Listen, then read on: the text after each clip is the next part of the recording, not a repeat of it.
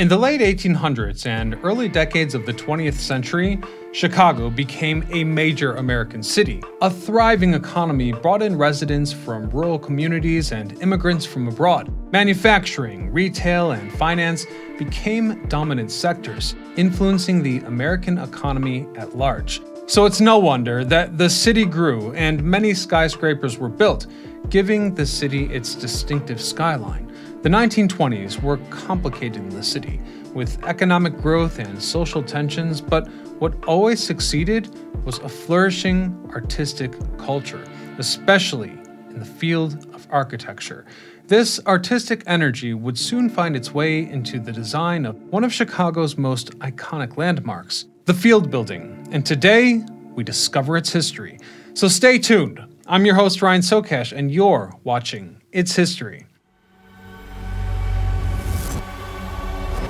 In August of 1833, the city of Chicago was founded, with a population of just 300. Within a few decades, however, the city had become one of the country's major industrial centers and a major railroad junction as well. So in the second half of the 19th century, Chicago continued to grow dramatically. And it was this population boom that led to much speculation about the aesthetics of the city. As I trust you recall from a previous video, the city suffered a catastrophic event between the 8th and 10th of October in 1871, when a devastating fire almost destroyed the entire city. However, there was something of an aesthetic upside to the disaster. You see, the reconstruction that followed brought some of the most influential architects of the time to the Windy City, who completely changed the face of the urban center, making it one of the most avant-garde cities of the time. And hence, in this period, among the many buildings constructed was the Home Insurance Building, designed and built by William LeBaron Jenney, in the heart of the new city, and unbeknownst to him, on the site where the Chicago's Field Building would be built in the following decades. The Home Insurance Company building, known as Home Insurance Building, was constructed between 1884 and 1885 and is often considered the world's first skyscraper, both for its design and height. An iron skeleton supported the building. It was one of the first buildings to use this type of iron skeleton and the tallest in its day, reaching 10 stories with a further 2 added. The Home Insurance Building's status as the first skyscraper was in fact recognized at its centennial in 1985, but the building had been demolished for decades by then. You see, the area between Adams Street, South LaSalle Street, and South Clark Street was indeed a major hub of the city. Even so, except for the Home Insurance Building, there were not really many other buildings of note at the time. A few decades later, in the 1920s and 1930s, there was a need for new development in the area. By this time, the Home Insurance Building was in a period of decline. Compared to other buildings in the area, it was less occupied and used. Since the early 20th century, many of the city's leading bankers and industrialists had financed the construction of essential works in Chicago. Among them was the Marshall Fields dynasty. You see, between 1891 and 1892, Marshall Fields I built the building named after his company in downtown Chicago. The building was designed by the famous architect Daniel Burnham. One of Burnham's partners was Ernest R. Graham, another famous Chicago architect.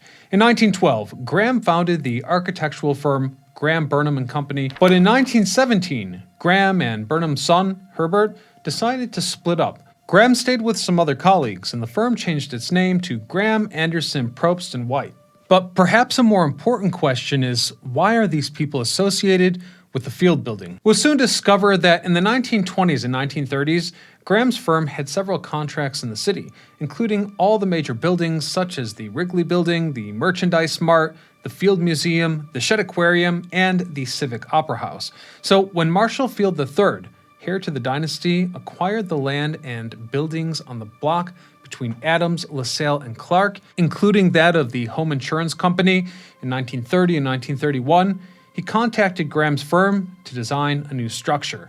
The designer set to work and immediately decided to demolish the Home Insurance Building. However, this structure was an inspiration for the new skyscraper, so much so that in 1932, the owners of the Field Building in recognition for the historical significance of the site, wanted to place a plaque in the southwest corner of the lobby in memory of the previous building that once was. With text reading, quote, "This section of the field building is erected on the site of the home insurance building, which structure, design, and built was in 1884 by the late William LeBaron and was the first building to utilize the basic principle of its design, the method known as skeleton construction, and, being a primal influence in the acceptance of this principle, was the true father of the skyscraper, 1932.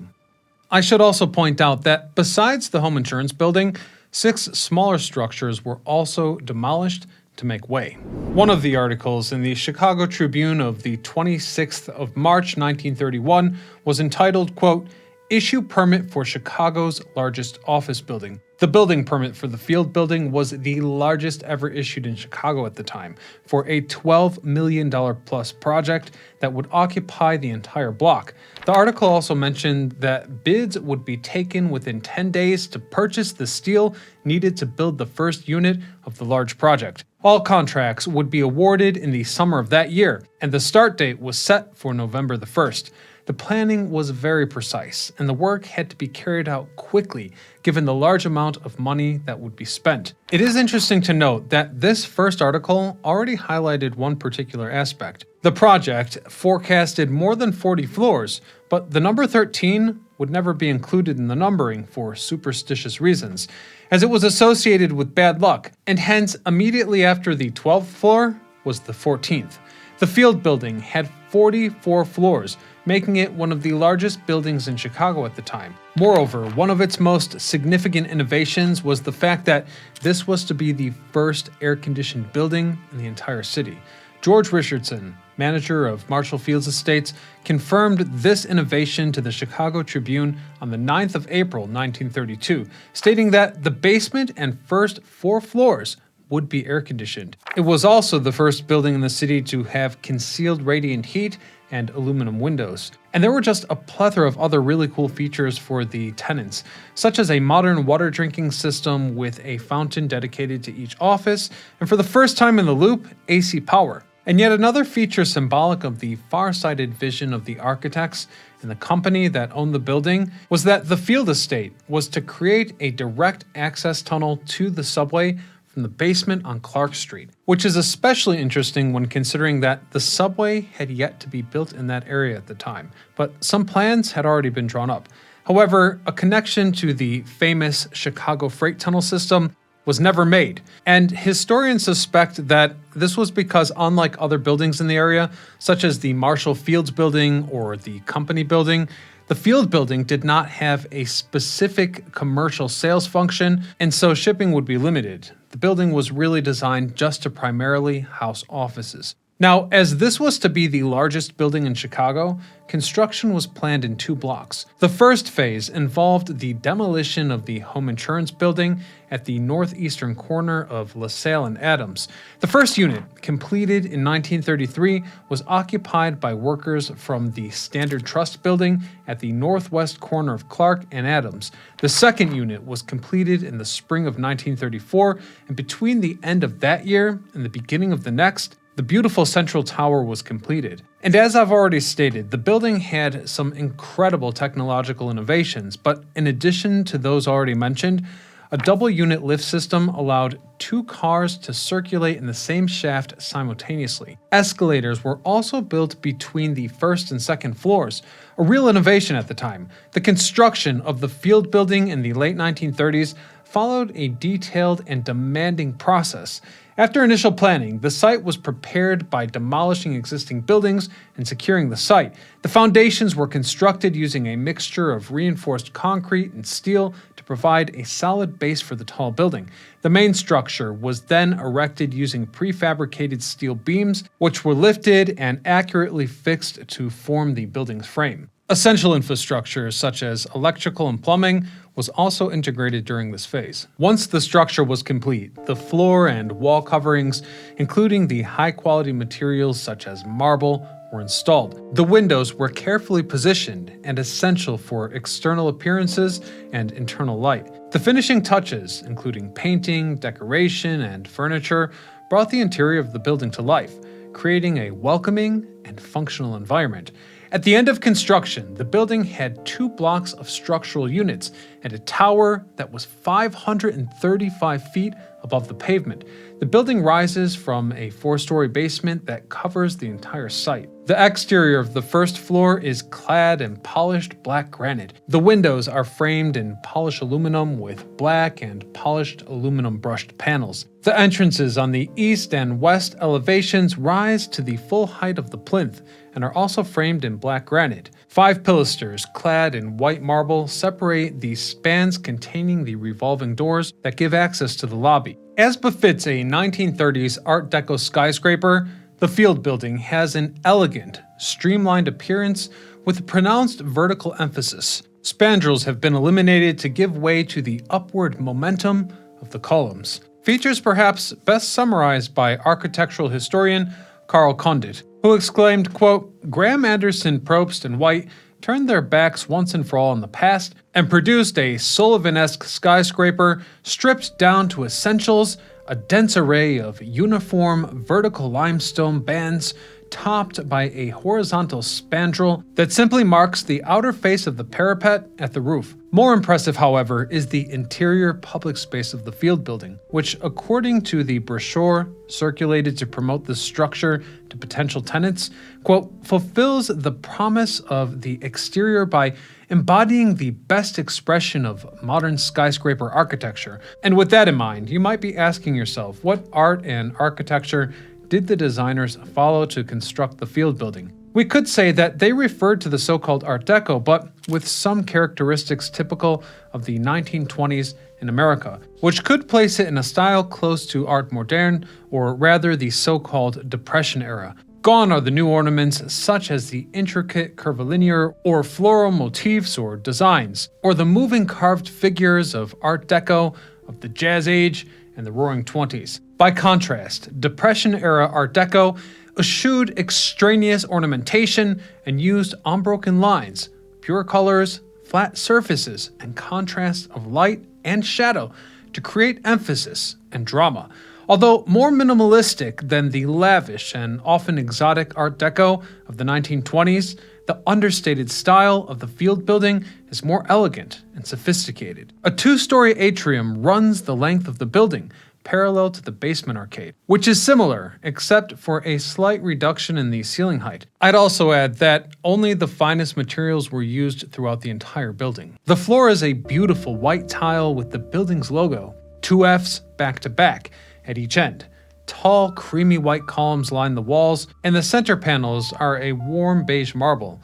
All exposed metalwork is silver-plated nickel. The colors and textures are enhanced by indirect lighting. Lift lobbies are characterized by multi-level prismatic glass fixtures. The combination of the giant lift indicator and the main chute symbolizes the subtle detail in the field building. Explicitly cast for this structure, it is in the shape of the building itself. Also distinctive are the mirrored bridges connecting the north and south balconies, whose nautical railings illustrate the popularity of transportation themes so frequently found throughout the Art Deco decorative lexicon. Technically speaking here, the field building was a masterpiece.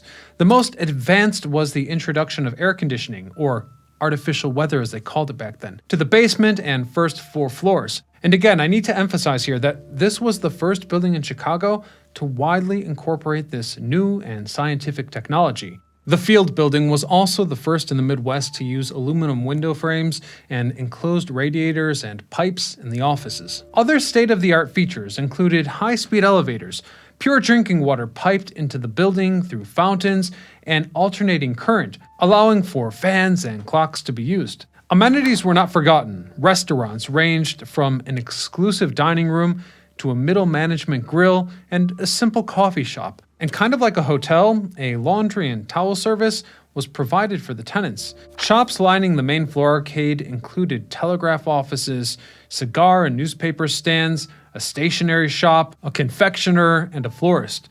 The basement arcade housed a drugstore, barber shop, beauty parlor and gymnasium, initially opened for men only.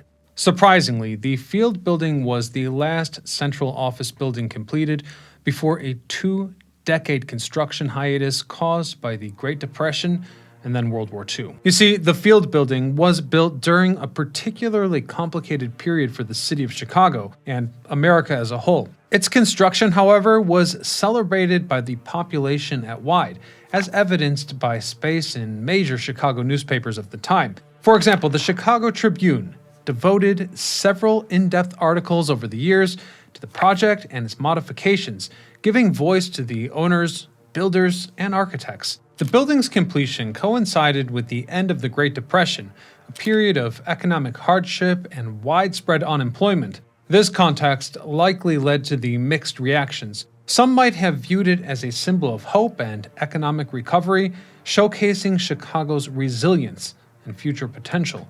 Due to the challenging economic times, however, finding new tenants for the numerous offices took a lot of work. Many advertisements appeared in newspapers, offering offices to various companies, and brochures were produced describing and promoting the building's main facilities. And just like that, within a few years, the building was fully occupied. Finally, when the field estate was terminated in 1949, the property was taken over by the late Marshall Field III, who gave it to Field Foundation Incorporated in 1947. The main entrance is at 135 South LaSalle Street in Chicago's financial district and was partially renovated in 1959.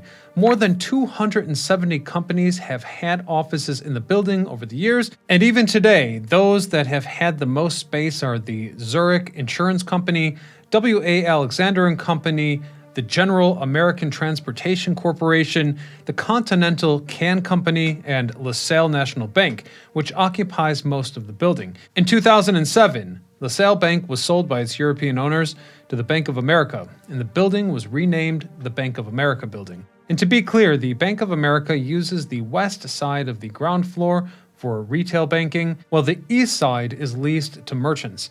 In addition to the bank, the ground floor houses several eateries, grocers, and perhaps most notably, the Killer Spin Center, a social entertainment venue with world-class table tennis equipment that provides a unique experience. This building also houses the headquarters of several charities, including the American Epilepsy Society, which raises funds for research into the disease. With 1,051,874 square feet of rentable area, the Field Building is still one of the largest office skyscrapers in Chicago. Up to 9,000 people work in the building, and daily elevator traffic is 150,000 passengers. And to accommodate all this, the building management itself and maintenance staff is numbered at 325 people. There are some apartments and numerous offices on the upper floors, many of which were associated with the bank until 2020. On the 43rd and 44th floors, some meeting rooms and other amenities were also available for office workers and guests. The 44th floor also housed the FM radio station WEFM for several years, broadcasting classical music from 1940 to 1977, and then later, rock music. In 1994, the mayor and city council of Chicago designated the Field Building as a Chicago landmark, a privilege that is given to historic buildings and other sites important to the history of Chicago. Once a site is designated as a landmark, it's subject to the Chicago Landmark Ordinance, which requires the Commission on the Chicago Landmarks to approve any changes beyond routine maintenance. And this is up to and including demolition. The building also attracted national attention in December of 2004 when a fire swept through the 29th and 30th floors. Naturally, one question on everyone's mind was, how is it possible for a 43-story building to have no fire protection? And hence, at a minimum, locally speaking, this incident fueled controversy over Chicago's fire code. In wake of the fire, city officials promised to close loopholes in the city's code. In particular, the provision exempting high-rise buildings built before 1975 from the sprinkler requirement. When this exemption was revealed in the media, there was outrage from the community, especially the families of the victims. Then, after a while, things calmed down, and people began to forget about this deadly inferno. But just 14 months later, the building caught fire once again. with severe damages. Recently, the high running costs of the building have led to many of its offices being sold or otherwise just left unused. The Bank of America itself vacated more than 900,000 square feet spread over 20 floors in 2020 alone. It's precisely this underutilization that has led to plans of redevelopment for many of the building's units. The first step was to renovate most of the structure, restore the building's Art Deco decorations to their original state. Then, a more precise subdivision of the various levels was planned.